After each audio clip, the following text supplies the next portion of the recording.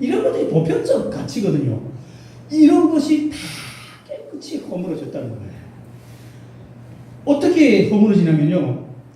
실제로 그 몇 년 전까지만 해도 북한에서 김일성대 졸업생하고 냉동트럭 운전기사가 한 여자를 놓고 선을 봤는데 김일성대 졸업생이 밀려요. 여자가 두 사람을 남자 선을 봤는데 냉동트럭 기사를 선택을 합니다. 저도 저희 어머니한테 두고두고 제가 원망을 한 게 그 공부만 해서 의사 되는 것보다 식당 아줌마 좀 되지. 왜 식당 아줌마의 집에 가면 먹을 게 있거든요. 근데 우리 집에는 먹을 게 없거든요. 그러니까 대학 교수들이 학생들한테 가르치다 막 굶어서 쓰러지고 학생들은 기름이 번지르한데 그러니까 의사나 교수들의 생활보다 냉동트럭 기사들이 더 생활이 좋았고 저도 이렇게 대학교를 졸업하고 백군이 되려고 했어요. 꿈이 직업이 백군이에요. 왜? 배 타고 바다 나온 고기 잡아가지고 와서 훔쳐가지고 집에 가지고 올 수 있잖아요. 그럼 그거 팔면 먹을 게 있잖아요. 근데 제가 백이 없어서 백군이 못 됐어요, 제가. 그리고 북한에서는 가장 백 없는 사람이 중학교 교사, 고등학교 교사를 가요. 힘없는 애들이. 그리고 백 있는 애들이 배 타러 나가고. 여기하고 완전히 왜? 가치 기준이 달라서 그래요. 그러니까 여기서 지식을 가치 있게 인정을 해주니까 지식에 따라서 또 사람 생활이 달라지니까. 북한은 지식의 의미가 없으니까. 김일성의 가치 기준이, 그러니까 김일성의 찬양을 잘하는 가수들이 막 간부가 되고 그런 사람들이 되는 거죠. 그러니까 도덕성이 붕괴를 했어요. 어떻게 붕괴했냐면 정직한 것이 바보 취급받는 나라가 되어버렸어요. 그러니까 다른 분들 노골적으로 말을 해요. 북한은 법을 지키면 죽는 나라고, 한국은 법을 안 지키면 죽는 나라고. 이거 깨닫는데 시간이 꽤 걸립니다. 북한에서는 법을 지키면 다 굶어주거든요. 근데 한국도 그러려니 하고 이게 와서도 막 처음에는 부끄럽지 않게 지하철을 넘어다녀요. 여기 사람들 저게 무슨 애가 저러냐? 근데 이렇게 하는데 뭐 어쨌다고. 그러다 좀 시간이 지나면서 이러면 안 되겠네? 이렇게 서서히 배우는 거죠. 왜? 북한에서 법을 지키면 살 수 없는 나라이기 때문에. 그리고 성실한 것이 이상한 나라. 시키는 대로 하는 사람은 이상하거나 나쁜 사람이 돼요. 직장에서 작업반장 시킬 때는 좀 하다가 작업반장이 없으면 다 또 놀아요. 그래야 돼요. 안 그러면 작업반장이 없을 때도 막 열심히 일하면 쟤 돌았냐? 너 왜 그러냐? 너 그런다고 밥 안 썰고 던지는 줄 아냐? 이렇게 돼버립니다. 그래서 국가에 충성하는 사람은 나쁜 사람, 바보 같은 사람. 그래서 성실한 거에 대한 가치가 없어진 거죠. 누가 보나 안 보나 성실하게 일하는 거. 그래서 북한에서는 이런 말이 유행을 했어요. 제가 집을 떠난 지 좀 오래돼서 지금도 유행하는지 모르겠는데 제가 집 떠날 때 이러더라고요. 세상에 가장 큰 바보는 돈을 빌려주는 사람이고 또 찾을 길이 없으니까 그보다 더 큰 바보는 빌린 돈을 갚는 사람이다.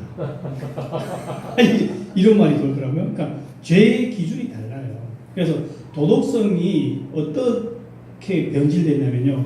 그냥 값비싼 화장품 정도, 남에게 아름답게 선하게 보일 필요가 있을 때 도덕적인 것처럼 할 때 필요한 것 이상 아니에요. 살아가는 데는 아무 필요 없는 것.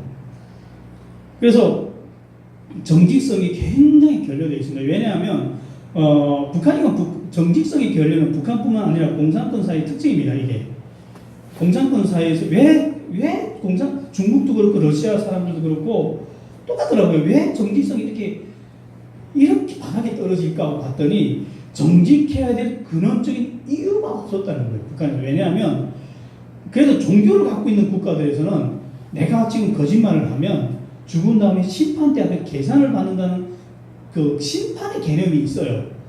그게 있는 사람은 거짓말을 해도 마음속에 불안함을 갖고 있습니다. 그런데 하나님 개념을 완벽하게 지었더니 정직해야 될 궁극적인 이유가 있을까요? 없을까요? 없어요.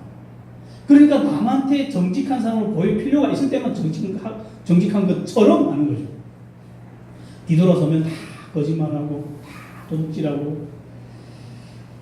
그래서 실제로 북한 사람들이 굶어 죽는다고 국제 원조가 들어올 때 그거 다 디름을 빼돌려서 팔고, 그 북한 사람들이 굶어 죽을 때 양식을 팔았던 나라, 북한에서 얼어 죽을 때 석탄을 팔았던 나라예요.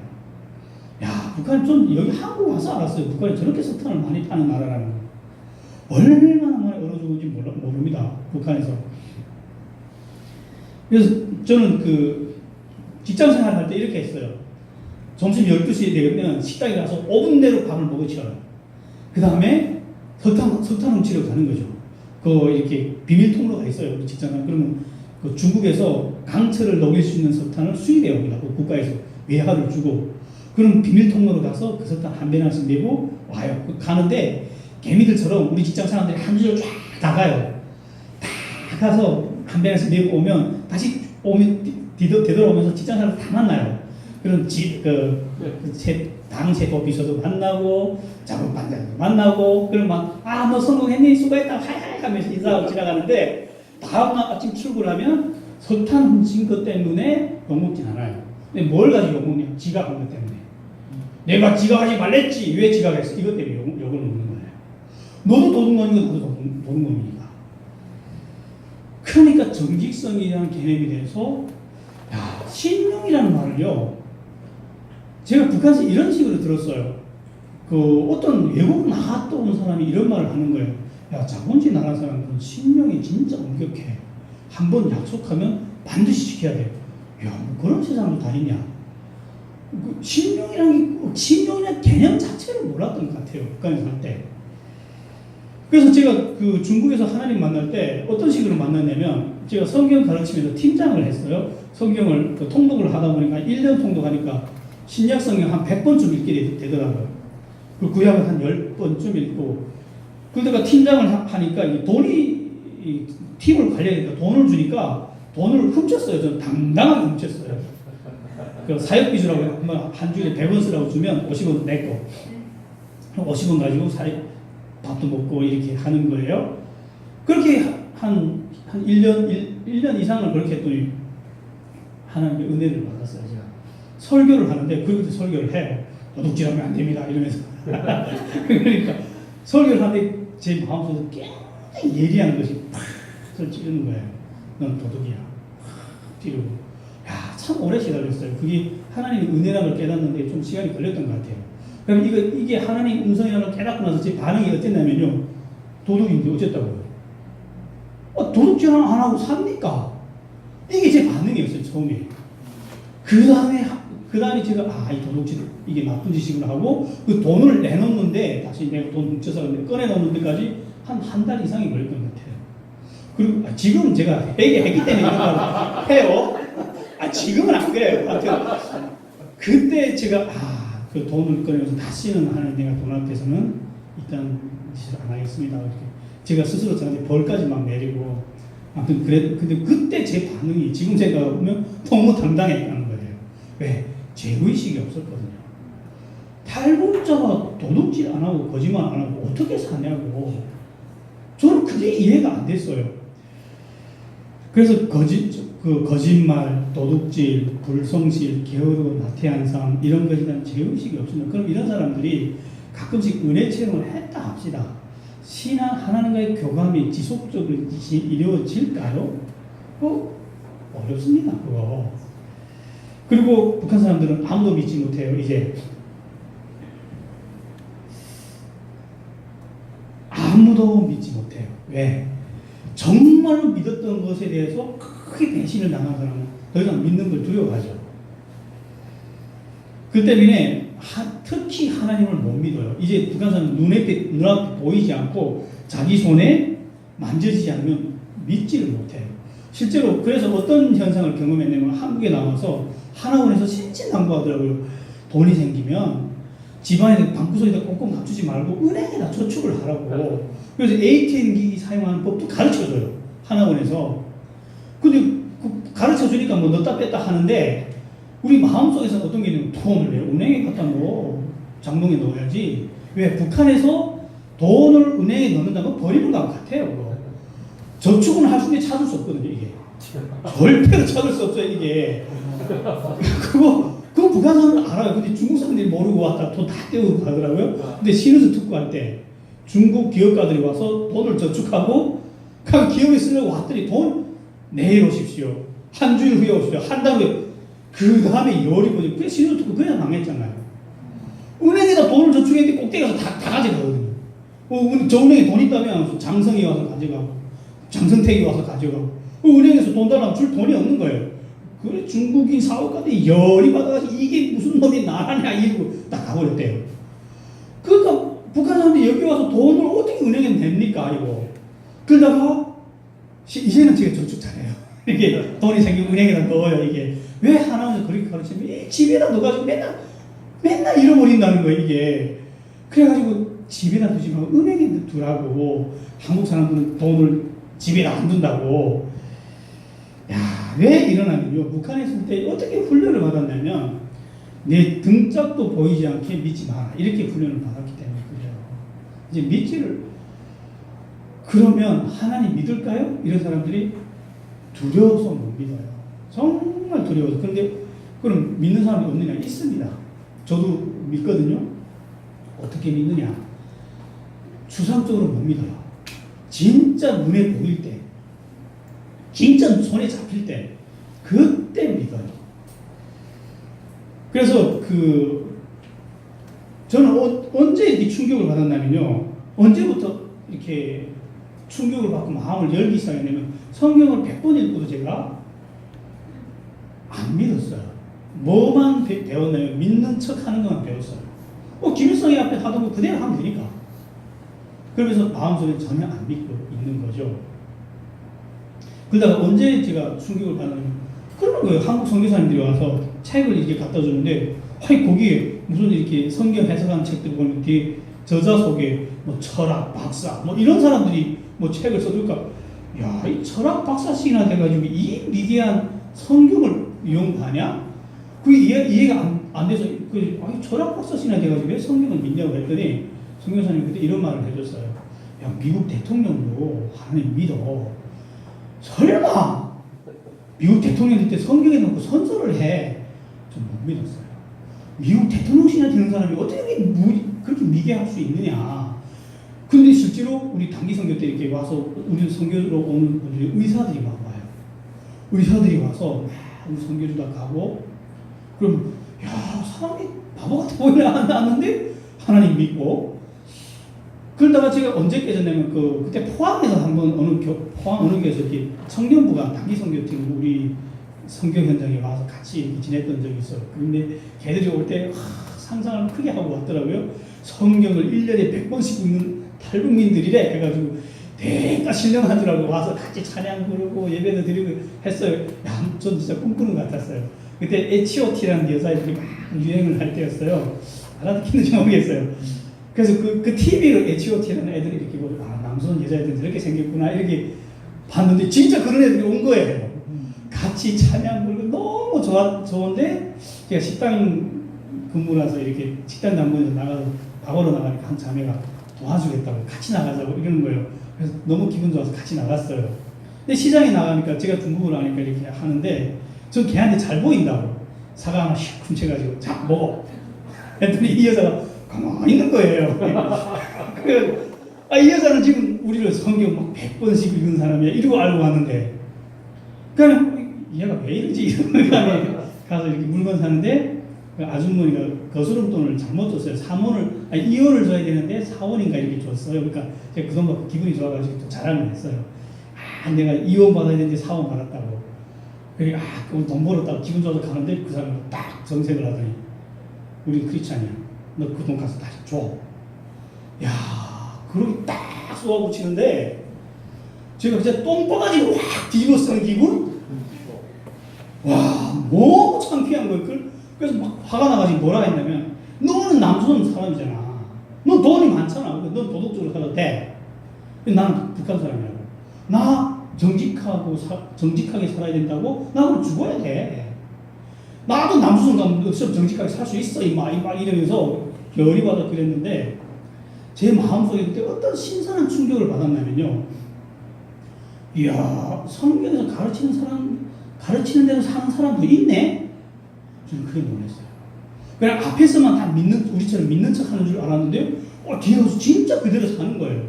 그 다음에 제가 한국에 와봤더니, 그때부터 깨지기 시작한 거예요. 진짜 신실하게 믿는 분들을 보면서, 야, 진짜 뭐가 있구나. 그리고 그 우리를 위해서 헌신하신 선교사님의 삶을 보면서 제가 깨지기 시작하고, 믿기 시작하고, 저뿐 아니라 대부분 탈북민들이 그렇게 믿어요. 하나님. 현재 예수 믿는 사람들이 공통점이 그거예요. 어떤 청년은 그러더라고요.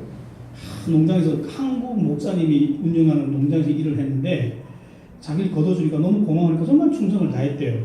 근데 하는 도둑이 들은 거예요. 그래서 도둑 붙잡아가지고 뭐 쭉 떨어 패놓고 꽁꽁 묶어놓고 가서 충성복을 한 거죠. 내가 도둑을 잡았다고. 목사님 가서 보자고 봤더니 목사님이 너 어디서 왔냐 하니까 이런 거 탈북자는 거예요.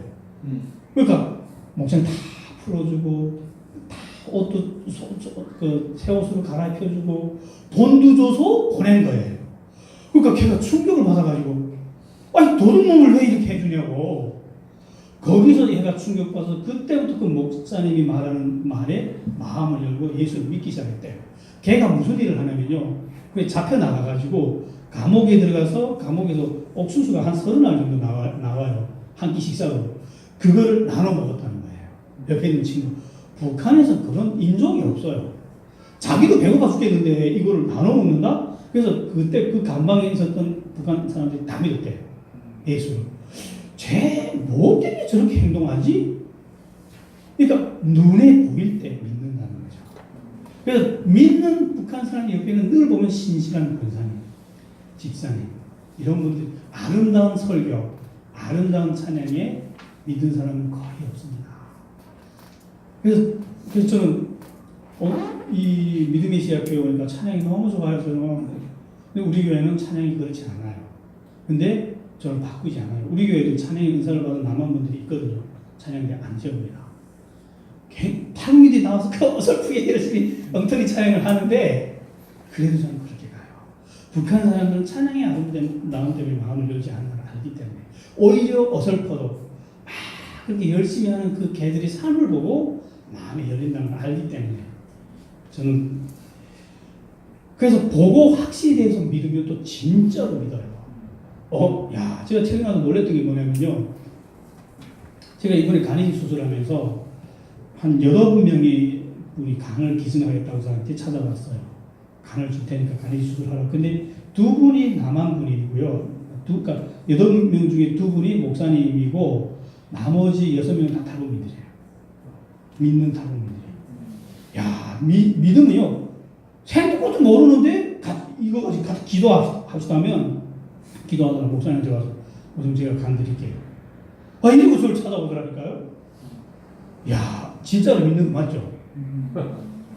진짜 믿는다면 진짜 간을 꺼내놓는다니까요. 그리고 북한 사람들이 이제 새로운 우상은 옛날에는 옛날 북한 사람들의 우상은 김일성이었다면 지금은 이 돈이에요. 철저히 돈을 중심으로 살아요. 왜 그러냐면 정말 아름다운 신앙을 가져봤는데 그것 때문에 끔찍한 피해를 당했잖아요. 자식이 굶어 죽고 가족이 해체되고 막 팔려다니고 이런 고통을 당하고 나니까 그리고 중국 와봤더니 그 신앙 없는 중국 사람 너무 잘 살아. 돈만 버는 사람들이 너무 잘 살거든요. 그러니까 다 쓸데없어 돈이면 돼 하고 한국 와서도 돈만 벌어요.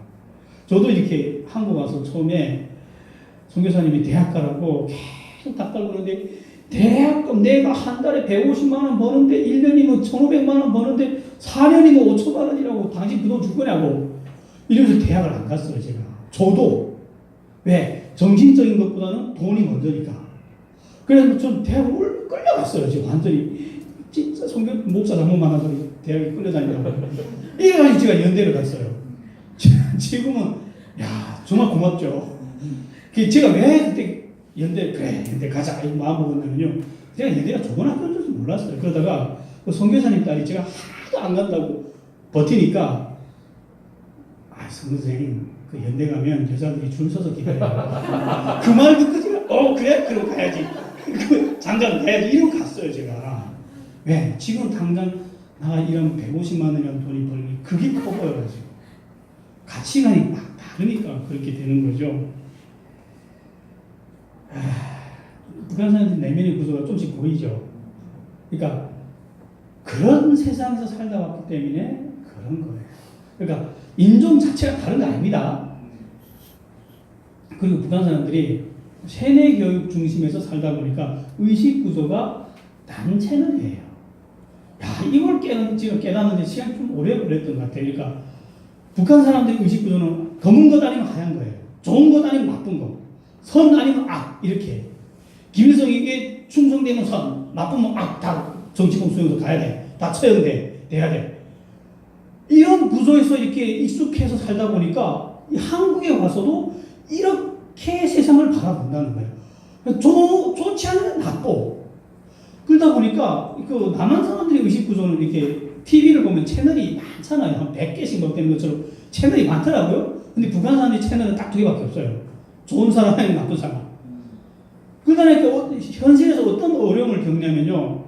제가 중국에서 만난 선교사님은 진짜 좋은 분이었어요. 막 우리한테 복음을 전하겠다고 가족을 희생해서 어렵게 살면서 하는 걸 보면서 야, 참 천사 같다. 이런 생각을 했어요. 그래서 선교사님, 목사님은 다 좋은 분들이야. 이런 채널이 하나 딱 바뀌었어요. 그리고 한국에 왔더니 한국교회 좀 돌아봤더니 안 그런 사람 많잖아요. 상처 좀 받고 나면 좀 나쁜 사람도 있네. 이렇게 이해하면 되는데 글쎄 그런 거지. 다 나쁜 새끼들이야. 이러고 교회 안 가라는 거예요. 이렇게 이쪽 뒤집어지면 저쪽 뒤집어지고. 야, 저부터 그래. 지금도 이게 안 그러려고 애를 쓰는데도 이래요. 저도 그런데 지금 공부해가지고 많이 바꿨는데도. 그래가지고 저는 탈북민들 딱 만나면 전도할 때 중국에서 목사 만났네 안 만났냐 그것도 물어봐요. 선교사 만났냐 하면 만났다면 더 긴장해요. 이게 좋은 놈 만났는지 나쁜 사람 만났는지. 야, 근데 나쁜 사람 만났잖아요. 전도할 길이 없어요. 그냥 딱 닫아버리고 마음을 안 여는데 그럼 일찌감치 지나가 버려요. 그냥. 그래서 좋은 사람 만났다면 홀랑 잡아먹죠 그냥. 그건 쉬우니까. 그래가지고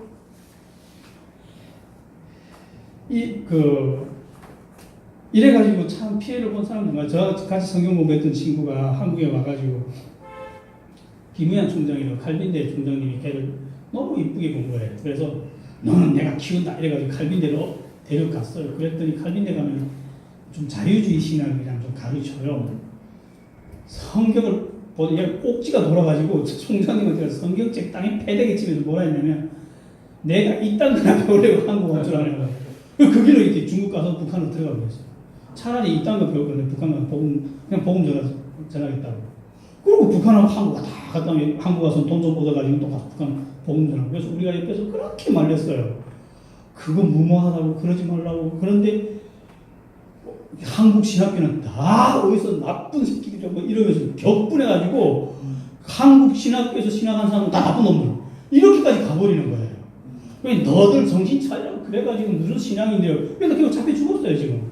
몇 번 들락거리다가. 그게 한두 번 성공하는 거지. 왜 이렇게 의식 구조가 너무 이렇게 딱 두 개 채널밖에 없기 때문에 그러는 거예요. 그래서 그 훈련돼서 그래요. 단순하게 한 가지만 주입시켜서 주관을 형성하는데 길들어졌기 때문에 다양성 속에서 본질을 찾아내는 건 너무너무 어려워합니다. 그래서 저는 설교할 때 남한 목사님처럼 설교하면 큰일 나요. 이런 것도 있고 저런 것도 있습니다 하면 아무 말도 안 한 거예요.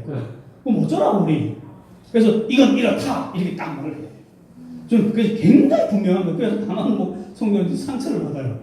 어떤 여러 면을 두루 말을 하면 너무 곤혹스러워 하니까 막 너무 오가 나는 거예요. 제 설교가. 그럼 남한 분들은 안 그런데 이러고 또 앉아있고 또 두룽실하면 저쪽에 무슨 소리 하는데 이래가지고 좀 어렵습니다 지금. 대인관계에서도요. 그러니까 좋은 사람 아니면 나쁜 사람이에요. 그냥 힘들게 전도를 데려오면 제일 있는 곳에 내 안 간다 이러고 또 이렇게 확 뒤집어지고. 야, 참. 그리고 북한 사람들한테 가장 어려운 게 가장 무거운 짐이 뭐냐면요. 자유예요. 자유가 무엇인지 정말 난해해요. 그러니까 가장 간절히 추구했던 게 자유인데 왜 자유를 이해를 못하냐면요. 저는 한국에 와서 자유를 내 마음대로 하는 거라고 이해를 했어요. 큰일 났죠. 그래서 처음에 대학교를 갔는데, 야, 좋대요. 뭐가 좋은가면 숙제를 내주고 세상에 숙제를 하라고 통제를 안 하는 거예요. 교수들이 그냥 얼마나 무책임한지, 이거 숙제, 그러니까 이거 리포트 써가지고 오세요. 그리고 오후에 가서 나가 놀든지 말든지 상관을 안 하네요. 그래서, 이야, 좋다. 진짜 자유로운 나라. 북한은 안 그렇거든요. 숙제 내주면 딱 하고 이제부터 몇 시부터 몇 시까지 숙제 시간, 숙제해. 하고 딱 소대장에 앉아서 딱 검열하고 통제하고 막 숙제하고 이렇게 공부해. 그렇게 공부하는데 길들여서 한국도 그렇게 하는 줄 아는데 안 그러는 거예요. 그래서 신나게 놀았어요. 야, 이거 숙제 마지막에 검열이나 할 거야? 이러면서 막 놀다가 마지막에 F가 몇 개 뚜둑 나오니까 너 이러다가 학살 근거만 좀 쪼개놔야 돼? 그때 무섭더라고요. 그때 제가 뭘 깨달았냐면, 야, 이게 내 마음대로 했더니 결과가 안 좋네? 그 다음에 그때부터 공부를 하는데 자기와의 싸움을, 뼈저린 자유와의 싸움을 하면서, 야, 자유가 뭔가 이렇게 생각을 하기 시작을 했습니다. 방종하고 자유는 구별을 못해요. 자기 마음대로 하는 건 사실 자유가 아니고 방종이고 방탕이죠. 근데 북한 사람들은 자유를 그렇게 생각을 하더라고요. 그래서 북한 사람들이 한국에 와서 직장을 생활을 하기 어려워하는 이유가 직장이 없어서 직장 생활을 못하는 게 아니고 너무 많아서 직장 생활을 못해요. 직장 다니면 좀 어려운 일이 생기잖아요. 대인관계, 특히 대인관계 어렵잖아요. 그러면 내가 여기 아니면 일 다닐 때 어때서 확 뛰쳐나오고 또 저기 들어갔다 또 확 뛰쳐나오고 그래서 적응을 못하는 거예요. 그래서 제가 그 중국 갔을 때 이런 친구 만났어요. 내가 막 한국 여권이 있으니까 막 중국도 왔다 갔다 마음대로 왔다 갔다 하니까 형님 부럽다고 나도 형 좀 자유롭게 살고 싶다고 막 그러는 거예요. 그러니까 그냥 탈북자니까 야, 너 가만 가면 자유롭다고 생각해? 자유롭지 않나고. 아니? 근데 그냥 물어봤어요. 그 이해를 못 하더라고요. 그래서 그럼 너 남조선 가서 그럼 뭐 할 건데 너?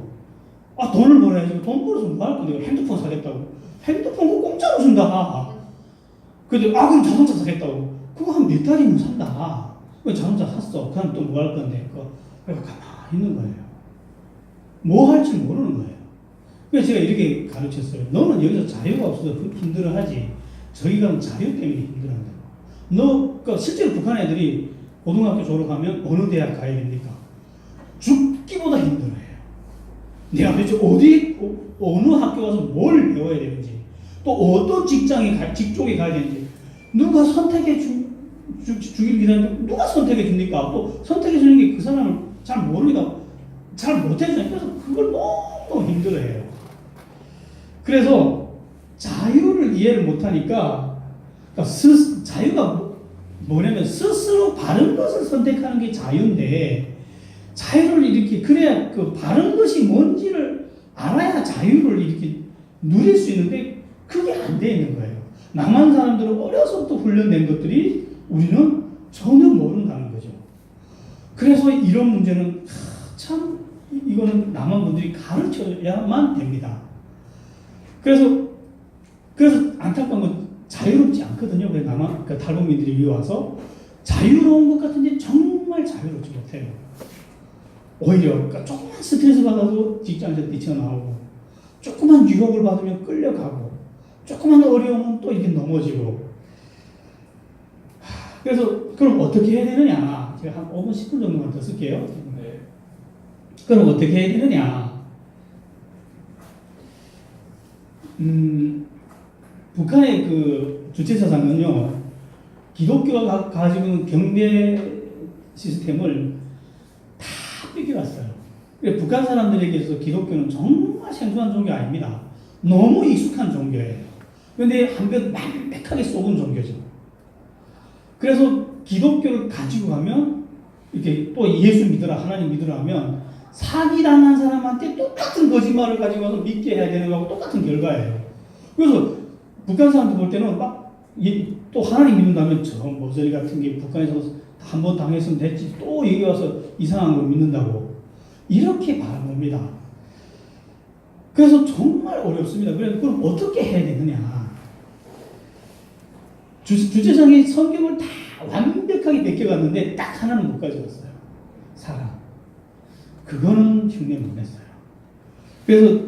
그래서 어디서 허물어지냐면 정말 사랑받는다고 느낄 때, 그때 북한 사람은 사랑을 받아본 적이 없잖아요. 그때 이 사람들의 마음을 열어요. 조금이라도 이용당한다고 생각하면요, 이 사람들도 철저히 이용하려고 나와요. 선교사를, 목사를. 그래서 저는 이렇게 우리 교회 성도들요 데리고 절대로 큰 교회 안 데리고 다닙니다. 이렇게 남한 문화는 이렇게 탈북민들 모아놓으면 어디가 집회도 하고 이래야 되잖아요. 집회를 하면 우리 이름 팔아가지고 이 사람이 또 큰 교회로 또 이득을 취하나 이렇게 생각을 하거든요. 그래서 저는 큰 교회에서 아무리 불러도 후원을 못 받을지 안 데려가요. 그래서 차라리 당신들이 오라고 이래버려요. 왜? 이용당한다고 생각하면 그 순간 마음을 닫아버려요. 그래서 저 그런 면에서 굉장히 조심스러워요. 지금 탈북민들 교회들이 어려운 문제가 그거예요. 좀 한국의 중대형 교회에서 도와주고 싶어 합니다. 도와주면 또 성도들한테 도와주면 보여줘야 되잖아요. 그래야 서로 시너지 효과가 일어나. 여기 문화는 그렇잖아요. 그래서 오라고 그래요. 몇 번만 딱 이렇게 행사에 동원되잖아요. 흩어져 버려요. 더 이상 그 목소리를 믿지 않고 흩어져 버립니다. 그러니까 딜레마인 거예요. 지금 탈북민 교회에서 교회 유지하자니 후원을 받아야 되겠고, 후원을 받아서 행사에 동원되기 전에 성도들이 다 흩어져 버리니까 저 목사가 또 우리 이용해 먹으려고 하네? 이렇게 되니까. 그래서 지금 실제 딜레마거든요. 그게. 근데 저는 돈이 없어서 없으면 없었지 이렇게 안 간다 하고 계속 근교에서 오라 절대로 안 가요. 그래서 북한 사람들이 언제 마음을 여나, 제가 뚜레스 디아스 영성훈련이라고 혹시 가보는 분들이 있는지 모르겠지만 그걸 탈북민들에게 그대로 적용한 영성훈련이 있어요. 은혜동산이라고. 거기 가면요 정말 대단한 강사들이 와서 강의를 하거든요. 저도 가서 몇 번 강의를 해요. 그럼 강의할 때 이런 분들이 어떻게 하냐면 앞에서 딱 듣다가 저쪽 놈이 이쪽 놈한테 전화를 해요. 핸드폰 따라라락 울리잖아요. 그 나를 딱 올려다 보면서 안 꺼요. 빨리 내려오라는 거예요. 귀찮다는 거예요. 야, 그러니까 너 그런 쓰잘데없는 말 하지 마. 이거예요. 야, 이렇게 마음을 안 열어요. 근데 언제 이 사람이 허물어지냐면 제일 마지막에 세족식을 하거든요. 정말 그분이 눈물 뚝뚝 흘리면 천천히 이렇게 발을 닦아주고 씻어주고 닦아주고 거기서 완전히 허물어집니다. 너무 울고 제가 남한 사람들도 그렇게 안 우는 것 같더라고요. 야, 진짜 일생 안 울었던 눈물을 거기서 다 털어놓는 것 같아요. 그렇게 그러면서 하나님의 사랑이 어떤 것인지를 경험을 해요. 그러면 그때부터 또 이렇게 잘 믿으면서 그 신앙 가지고 가면 좋겠는데 쉽게 또 허물어져요. 왜? 나쁜 습관들이 있잖아요. 거짓말하고 게으르고 신용 안 지키고 막 이런 것들이 있으니까 하나님은 지속적으로 교감이 안 되는 거예요. 그래서 저희 교회에서는요 그런 것들을 가르쳐요. 여러분, 이 남한 사람들은 어려서부터 배웠던 훈련을 이제 와서 하는 거예요. 왜 정직해야 되는지, 왜 사람이 약속을 지켜야 되는지, 돈보다는 약속이 먼저인지, 왜 가정을 더 사랑해야 되는지, 이런 것들이 기초적인 것들이 이렇게 가르치며 올라가니까 지금 저희 교회는 탄탄하게 올라갑니다. 신앙이 한번 이렇게 빨리 성장하진 않는데 천천히 성장하는데 한번 올라오면 허물어지지 않더라고요. 그래서 쟤는 감각을 잡았어요. 이 방향이다. 이렇게 하고. 그래서 정리를 할게요. 정리를 하면서 탈북자들에게 기독교는요 주인만 다른 같은 사상이에요. 새롭지 않아요. 그래서 아름다운 찬양 여기에 마음을 열지 않는다. 솔직히 혹시 김일성, 김정일 찬양 들어본 적 있으세요, 여러분들? 들어보세요. 야, 아름답습니다. 완성도를 하면요, 그쪽이 더 아름답니다. 거긴 국가 최고급 두뇌들이 가사, 작사, 작곡을 하거든요. 야, 저 요즘도요, 심심할 때 흥얼흥얼하면 김정일 찬양이 나와요. 완전히 내 어려서부터 완전히 세뇌돼가지고 이게. 근데 또 곡이 너무 아름답거든요. 그래서 실제로 저 지방에 있는 포항 쪽에 있는 탈북민 크리스찬들이 그 김정일 찬양에다가 김정일이다 여호와 하나님 외쳐가지고 그대로 다시 부르는 거예요. 막 닭살도 이렇게 막 알레르기 나오면서 싫어 이렇게 우리 또 각 곡들이 너무 아름다우니까 그래서 이런 찬양의 아름다운 말, 그럴듯한 말에 그런 것에 속아서 굶어 죽었거든요, 자식이. 그러니까 그런데 마음을 안 엽니다. 진짜 행동하는 걸 보면서 정말 우리가 신앙인답게 행동할 때 그 아름다운 소리 없는 빛이 나오잖아요. 감동. 그걸 보고 이렇게 따라가는 거예요. 그래서 저는 설교보다도 어떤 데 더 이렇게 에너지를 쓰냐면요. 어떤 데 막 이렇게 밤에 12시 아침 전화가 와요. 목사님, 저희 아주 아픈데, 이게처럼 119 불러서 구급차를 불러야 된다고 몰라요, 잘. 목사님, 좀 차 가져와서 우리 아들 병원 좀 데려가 주세요. 그럼 그 앰뷸런스 부르라고 그 말 절대로 안 해요, 저는. 알았다고, 내가 가겠다고. 그리고 저는 뛰가요. 내가 들어가서 업어가지고 차에 실어가지고 병원을 뛰갑니다. 그때 마음이 열린다는 걸 알기 때문에. 근데 우리 문화를 하면 그냥 119 찾아서 전화하면 앰뷸런스 와요. 이렇게 하면 쉽잖아요. 근데 저는 설교보다는 그런 데 더 마음을 엽니다. 요럴 때 마음이 열린다는 걸 알기 때문에. 그리고 저는 솔직히 좋은 옷 입을 수 있어요. 제가 좋은 옷 입으면 큰일 납니다. 저기 우리 이름 팔아가지고 또 디토에 뛰어서 돈 많이 챙기는구나. 그래서 좋은 옷 사입을 수 있음에도 불구하고 좋은 옷 입으면 안 돼요. 허름한 옷 입고 또 그것도 만족하고 뭐 탈모인 목사가 또 좋은 옷 입으면 어떡고 그 자유하는 거죠. 좋은 옷 입어도 되고 싸울 옷 입어도 되고 그러니까 그런 포인트에 조심하는 거예요. 그 성도들보다 좋은 거 먹고 좋은 거 쓰고 이런 거 굉장히 조심해야 돼요. 네. 너무 이용당했기 때문에 또 이용당하지 않느냐 이런 것 때문에 요즘엔 저를 좀 믿는 것 같아요. 그러니까 일단 행사를 안 끌고 다닙니다. 우리 목사님 정말 우리를 위해서 그 재정도 다 투명하게 공개하고 탈북민들이 재정 다 관리를 하거든요. 운영도 다 같이 이렇게 하고 이러니까 투명하게 하니까 이렇게 믿습니다. 그래서 제가 조금 점수 얻었어요, 저희 교회에서는. 그리고 탈북민들이 돈을 받을 때는 허리를 숙이지만 사랑을 받을 때 마음을 열어요. 그리고 가치관을 회복시켜 줄 때 진정으로 진짜 신앙인들이 되더라고요. 좀 부러워요. 나만 보면 전도하기 쉬운 것 같아요. 그냥 가서 하나님 형제님 사랑합니다 하면 오더라고요. 야 쉽다. 하나님 여기서 보면서 야 우리도 저랬으면 좋겠다 이러고 그냥 뭐 아름다운 말 그것들 삼아가 뭐 찬양 좀 이렇게 찬양 밴드 잘해놓고 그러면 오는 것 같더라고요. 제가 볼 때는 야 그래서 부럽다 그러고 있어요. 참 그 탈북자들이 잃어버리면 자꾸 남한 분들이 탈북자들이 돈으로 접근합니다. 가난이 피상적으로 보이는 가난이니까. 근데 사실 탈북민들이 잃어버린 건 돈이 아니고 인간이에요. 인간을 빼앗겨 버린 거죠.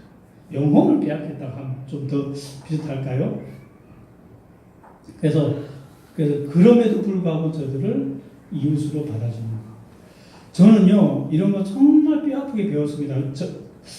왜 정직해야 되는지, 왜 성실해야 되는지 이런 것들 저도 처음부터 이렇게 습득하지 못해서 저도 거짓말하다가 쫓겨난 적이 몇 번 있고요. 성실하지 못해서 또 쫓겨난 적도 있고 선교센터에서. 그런데 그럴 때마다 저는 왜 외국에 안 나갔냐면요. 그렇게 적응하지 못하고 쫓겨날 때마다 제 옆에 누가 있었냐면요. 커피 마시는 사람이 있었어요. 커피 같이 마시면서 내 하소연을 들어주는 남한 사람이 있었다. 그래서 쫓겨나면 그 쫓겨났다고 같이 커피 마시면서 이렇게 앞뒤를 물어보거든요. 그러니까 내 이래서 쫓겨났다면 남한 분들은 알잖아요. 이 문화를 아니까 앞뒤 찔러보면 그럼 설명을 해주더라고요. 네가 이렇게 했지 거짓말했지 거짓말했다고. 그 거짓말해도 이렇게 능란하게 못하고 딱 들여다보면 그런 거짓말 하니까 여기서 거짓말하면 안 돼. 여기서는 거짓말하면 강아지 취급받아. 그러면서 이런 것들 하나 뼈아프게 그렇게 얻어맞으면서 좀 배웠어요. 그래서 정착을 근데 많은 탈북민들이 그런 사람이 없어요. 쫓겨나가지고도 왜 쫓겨났는지 몰라요. 그러니까 회복이 안 되는 거예요, 이게. 그러니까 자기들끼리 무리지어 살다가 지들끼리 그러니까 생활이 안 되는 것도 외국 나가버리고 이렇게 된다는 거죠. 그런데 정말 저들 안에는 보석이 있습니다. 겉은 거친데 그 거친 그 옷을 벗기는